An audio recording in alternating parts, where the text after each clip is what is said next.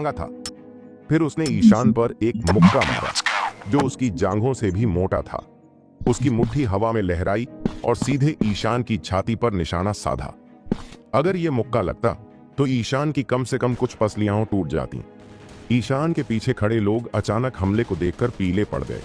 कई नौजवान खतरे से बचने के लिए पीछे हट गए, लेकिन ईशान ने मुस्कुराते हुए पलटकर उसे देखा। चिंता मत कर, ये तो बस खेल है। उसने एक हाथ बढ़ाकर बॉडीगार्ड के मुक्के को रोक लिया। फिर ईशान ने बॉडीगार्ड को जोरदार लात मारी, जिससे वो पीछे उड़ गया।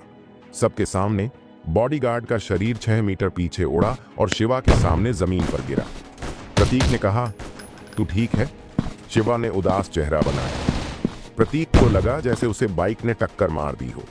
दर्द की लहर उसके शरीर से गुजरी और उसने मुंह से खून थूक दिया।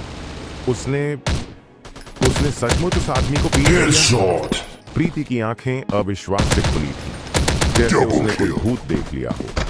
प्रीति को ईशान के बारे में कुछ खास नहीं लगा था।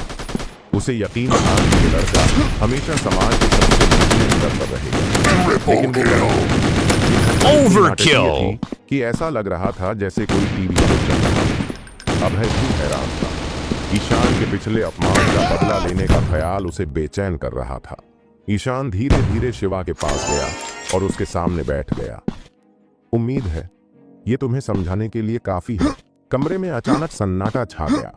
शिवा ने लड़के को देखा। उसके अंदर गुस्सा और डर उमड़ रहा था। वो एक चालाक व्यापारी था, इसलिए उसने अपने चेहरे पर भाव नहीं दिखाए। हाँ, मैं मानता हूं कि तू अच्छा लड़ाकू है, लेकिन तुझे पूछना चाहिए कि आखिरी बार क्या हुआ था जब एक मार्शल आर्टिस्ट ने मुझे परेशान किया था। वो अभी भी जेल में है। हम अब सभ्य समाज में रहते हैं। तू मसल से लोगों को नहीं डरा सकता। मेरे वकील का एक फोन कॉल तुझे जिंदगी भर जेल में डाल देगा। शिवा ने सोफे पर लेटते हुए आत्मसंतुष्ट स्माइल के साथ कहा।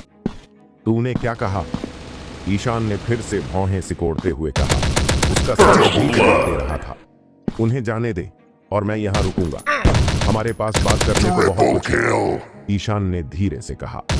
ईशान ने रश्मि और बाकी लोगों को यहाँ से निकालने की सोची ताकि वो पुराने तरीके से इस प्रॉब्लम को सुलझा सके। शिवा ने एक पल के लिए ईशान का चेहरा देखा, फिर नए जनरेशन के ग्रुप पर नजर डाली। ठीक है, क्यों नहीं, उन्हें मेरे सामने से जाने दे। लेकिन तू, जैसा तूने कहा, हमारे पास बात करने को बहुत कुछ है, शिवा ने कहा।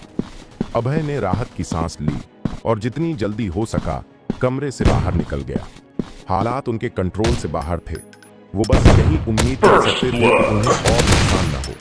विकास जाना नहीं चाहता था, लेकिन प्रीति उसे खींच कर ले गई।